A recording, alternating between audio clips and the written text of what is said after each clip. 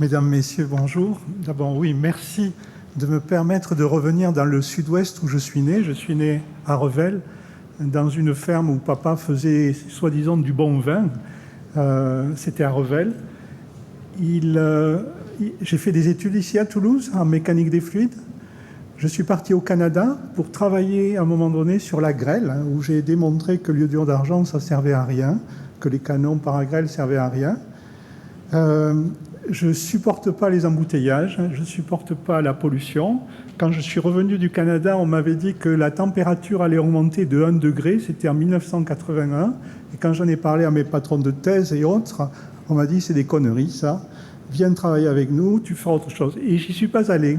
Et je suis allé à Agen dans une association d'agriculteurs qui avait été créée en 1959, qui m'avait appelé les années précédentes quand j'étais étudiant pour travailler sur la grêle. Et dans cette association qui, quand elle n'a pas eu de subvention en 2002 de l'ONIFLOR, a créé une entreprise qui s'appelle Agralis Services, que certains d'entre vous peut-être connaissent. Cette association travaille aujourd'hui principalement sur l'adaptation au changement climatique. Et on essaie de partager avec les gens de la ville des arguments qui sont un peu différents de ce que j'ai entendu ce matin présenté par le directeur de l'Agence de l'eau, et je vais essayer de m'expliquer là-dessus. Pour travailler au niveau scientifique, on a besoin d'être entouré, financé, et c'est grâce à l'Europe que nous arrivons à faire des travaux sur des projets Interreg, notamment Risk Aquasoil, aussi Triple C, capitalisation sur le changement climatique et Climat Alert. J'en parlerai progressivement, mais pourquoi ces projets? Parce que, d'abord, j'aime travailler avec des Espagnols et des Portugais parce qu'ils ont le climat qu'on va avoir dans 5 ou 10 ans, et je veux savoir comment ils se sont déjà adaptés à ce climat-là.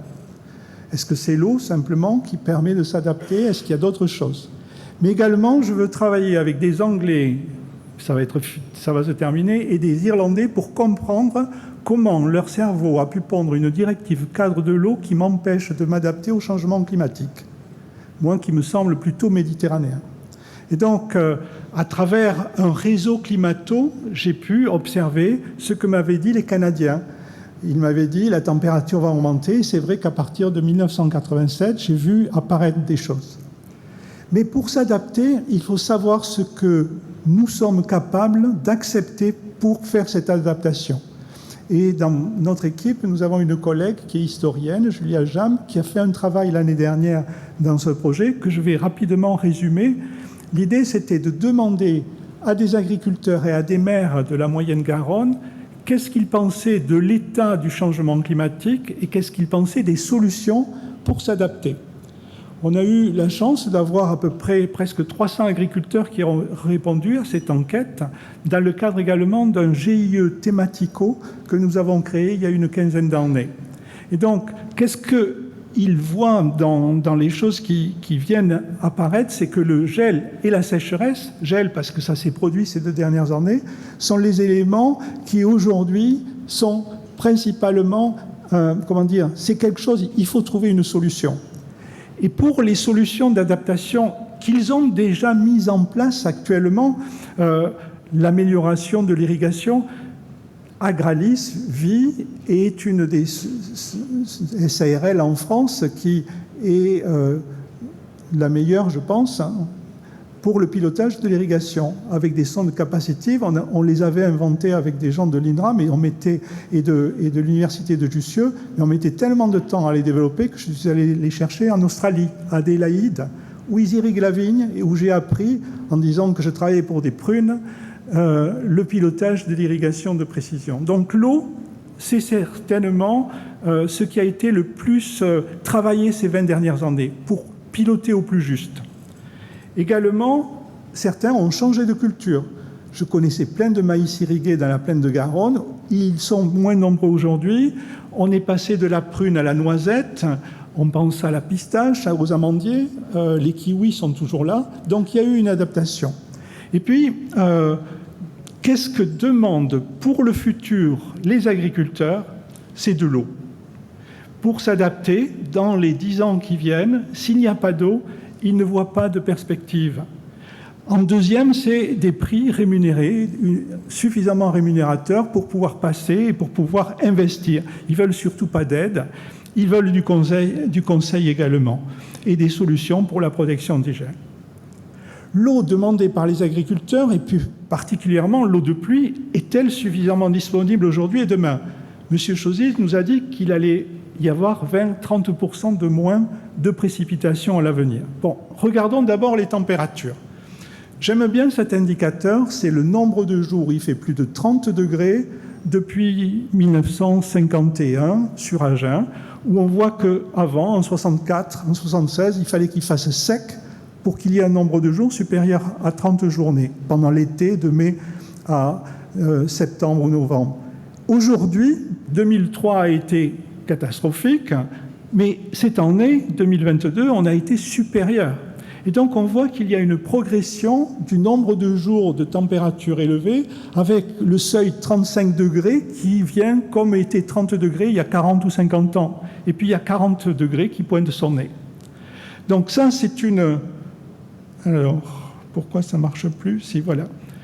Une des contraintes de notre région du sud-ouest, c'est bien sûr le flux de sud-ouest avec l'effet de Fun derrière les Pyrénées qui maintient des précipitations sur les Pyrénées, qui fait qu'il fait plus chaud. Donc, M. Casaubon connaît bien ça. Quand il y a l'effet de Fun, Facaut au pied des Pyrénées jusqu'à Agen. Et donc, ces conditions-là, le problème, c'est que des chercheurs nous confirment que ces situations-là vont se produire plus fréquemment à l'avenir.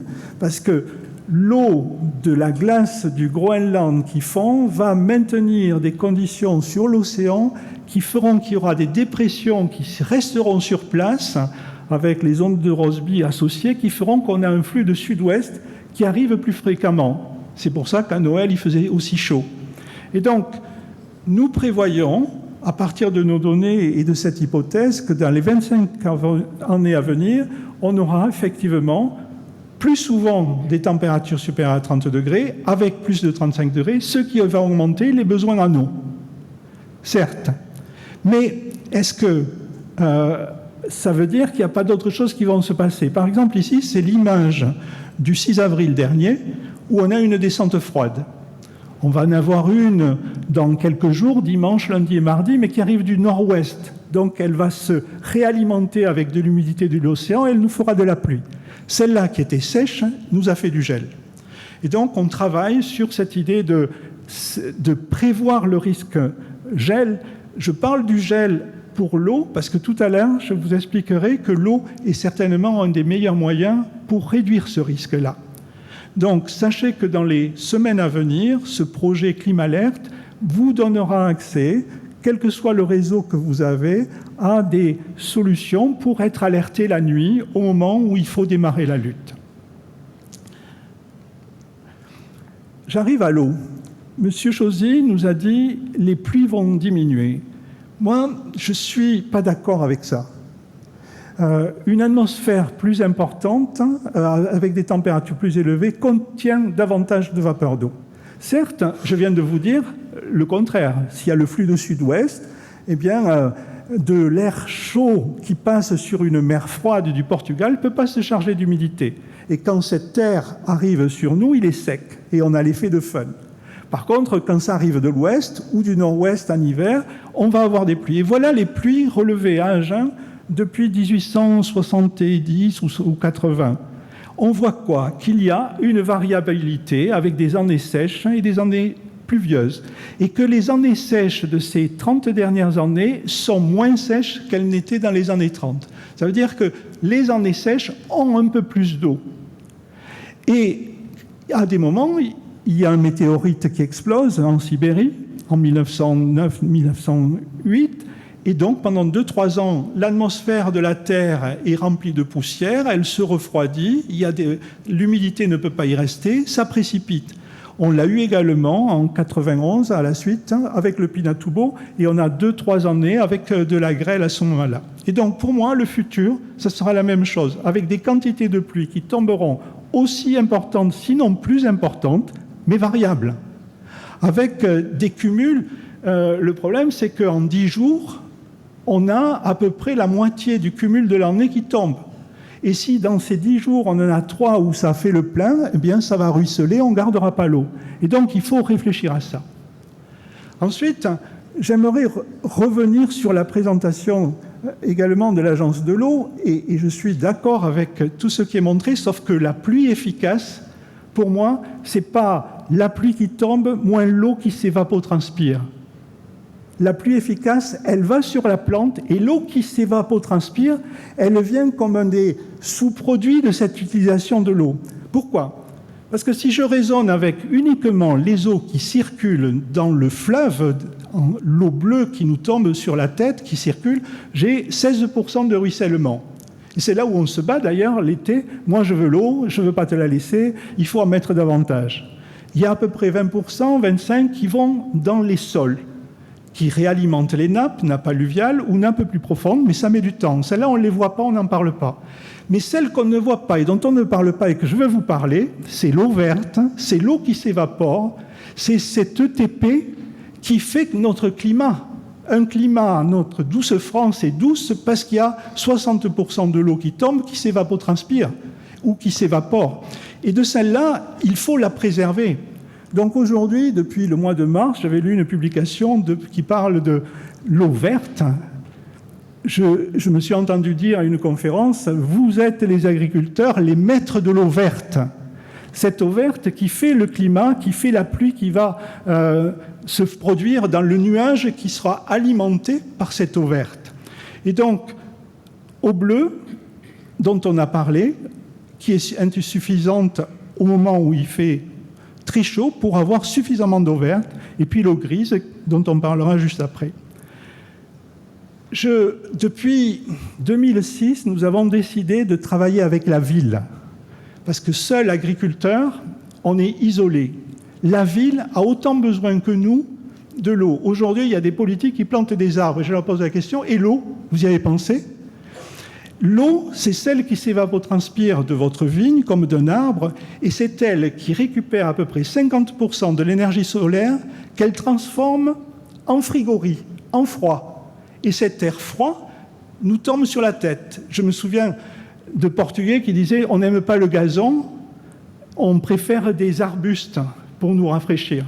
C'est vrai, le gazon, ça climatise les tops, mais ça ne nous climatise pas à nous.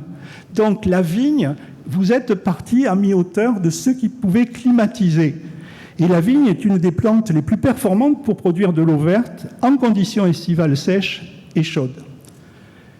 Il faut donc partager cela avec les gens de la ville en leur disant qu'aujourd'hui, la plupart des villes, avec les îlots de chaleur qu'ils ont, c'est 100% des précipitations, il n'y en a que 12% qui s'évapotranspirent. Tout le reste est perdu par ruissellement. J'en ai la preuve, vous prenez des images de Landsat en thermique, et on voit ici tout ce qui est rouge, c'est le mine, c'est une zone industrielle. Et on a fait un travail il y a quelques années qui montrait qu'à un même moment, on peut avoir jusqu'à 12 degrés de différence entre une zone où il y a des plantes qui évapotranspirent ou de l'eau et des zones qui sont minérales et sèches.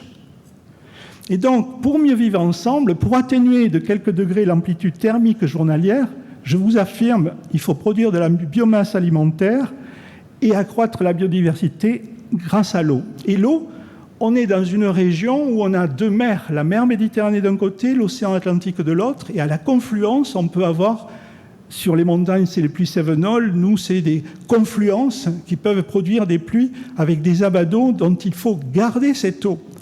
En hiver, comme la Californie vient de l'avoir, on a des rivières atmosphériques qui nous amènent.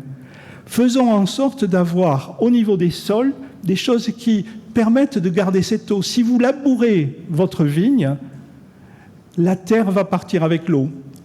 Paradoxalement, l'enherbement va garder davantage cette eau pour qu'elle descende plus profond dans le sol. En février 2021, nous avons eu des inondations à Tonneins. On a comptabilisé à peu près 200 millions de mètres cubes d'eau qui avaient débordé. On a regardé le bassin versant en amont, ça fait 25 mm d'eau qui n'a pas pu être stockée par les sols. 25 mm. Ça veut dire l'eau qui est entre la capacité au champ, là où il y a de l'air et de l'eau dans le sol, et la saturation. est-ce qu'on ne pourrait pas augmenter la capacité de ces sols à faire ça? Un sol que vous labourez ne le fait pas.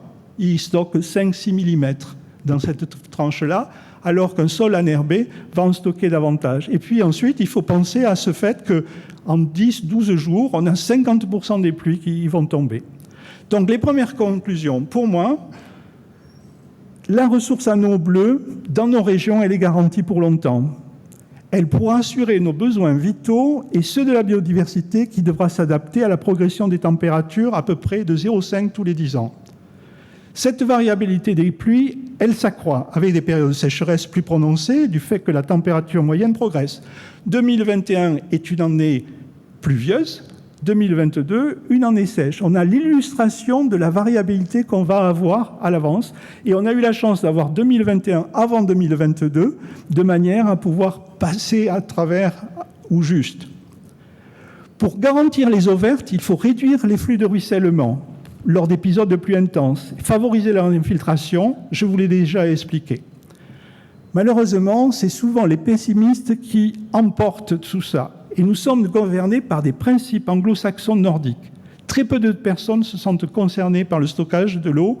Pourtant, notre ressource en eau de pluie est là. Et j'ai appris qu'il y avait un décret de l'année dernière, du 1er janvier, qui dit que la promotion d'une politique active de stockage de l'eau pour un usage participé, enfin, on a les outils là. Comment s'adapter? Dans le cluster eau et climat que nous avons créé en 2014, nous disons il faut appliquer les principes d'une écologie durable méditerranéenne en copiant les anciens qui, durant l'Antiquité, ont su avec intelligence créer les conditions de vie autour de l'eau. Il faut pouvoir stocker cette eau de manière intelligente dans des sols, les zones humides, les lacs de nouvelle génération, en rechargeant les nappes alluviales et en utilisant les eaux usées traitées.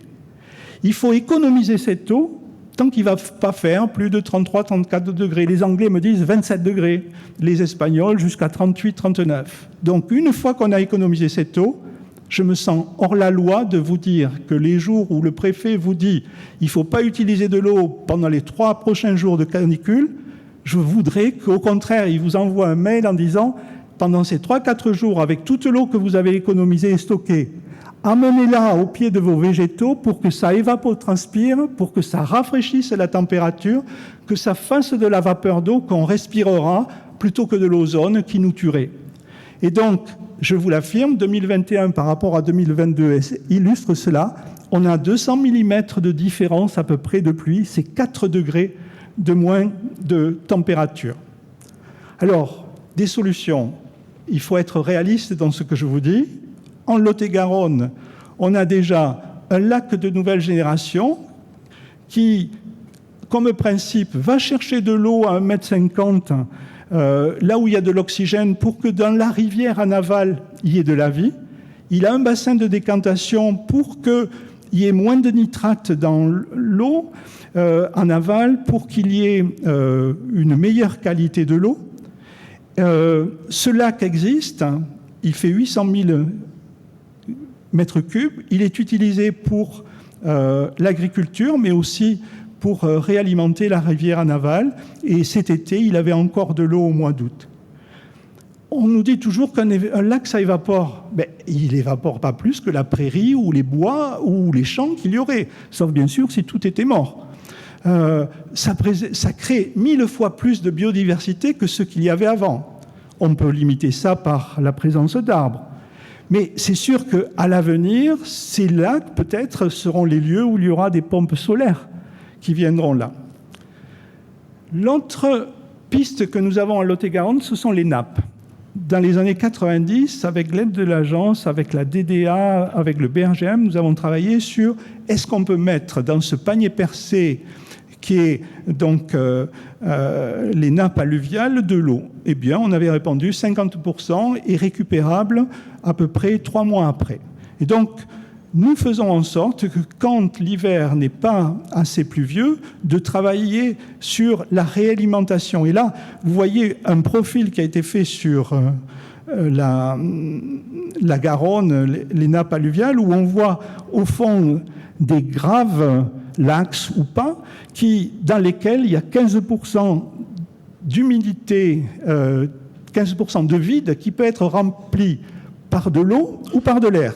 Et nous, on préférerait que ce soit rempli par de l'eau de bonne qualité. Et l'INSEGID, avec le SMEAG, avec l'aide de l'agence aujourd'hui, travaille sur utiliser l'eau du canal latéral, 1 mètre cube seconde, pour réalimenter ces nappes. En se disant que cette eau, bien sûr, va arriver à la Garonne en plein été, quand la température y est élevée, avec de l'eau à 14 degrés. C'est pas pour ça qu'il faut oublier de bien gérer cette eau. Nous utilisons, nous, des sondes capacitives. Et je me souviens, mon premier président, Marc Leroy, pour bien irriguer ses kiwis, ses pêchers, il fallait que quand il marche dessus, ça fasse schlock, schlock, qu'on entende de l'eau qui remonte. Donc ça veut dire qu'il était dans la zone où il n'y a pas assez d'air. Et donc, pas assez d'air, ça veut dire que le végétal ne fonctionne pas. Et donc, grâce à ces zones capacitives, on a pu montrer qu'il faut éviter cela et qu'il faut travailler dans la partie verte où il y a à la fois de l'air et de l'eau, de manière à, on pense, à avoir fait économiser comme ça à peu près 20 à 30% de l'eau qui était apportée. J'aimerais appuyer, pour terminer, sur un point important. Il a gelé. L'eau, c'est le meilleur moyen pour protéger jusqu'à moins 5, peut-être moins 6, à condition d'avoir une ressource en eau. Ici, vous avez là une zone qui est près d'Avignonnet, Saint-Émilion, qui a été protégée cette année par de l'aspersion. Il y a eu aussi des tours avant, et où on voit que cette eau apportée momentanément a permis de lutter. Mais on s'est rendu compte également que des vignobles où on avait mis des moutons quelque temps avant, où on n'avait pas de drainage et où le sol était resté saturé, on avait 3 degrés de plus de température que la partie où l'herbe avait asséché le végétal. Et donc, on va travailler sur un projet GELA sur ces questions-là. Et donc, pour moi, le gel est un facteur de motivation d'adaptation avec, quand même, j'ai appris ça, la DDT nous a expliqué ça à Tonins dernièrement, il y a eu presque 40 millions apportés par l'État pour permettre aux entreprises agricoles qui ont souffert du gel de rester en vie. Est-ce qu'il ne faudrait pas accélérer les moyens de mise à disposition d'eau au printemps, ainsi garantir des productions tout en mettant en place des systèmes qui seront sans doute très utiles en situation de canicule? Et puis, il faut œuvrer comme dans les PTGE avec les gens de la ville. Il faut leur expliquer comment vos vignobles situés d'où vient l'air chaud et sec pendant l'été permet à cette ville ou ce village d'être climatisé par votre travail. Parce que si vous avez des vignes avec des haies irriguées, vous aurez fait baisser la température, humidifié légèrement cette terre qui arrivera sur vos voisins. Je vous remercie.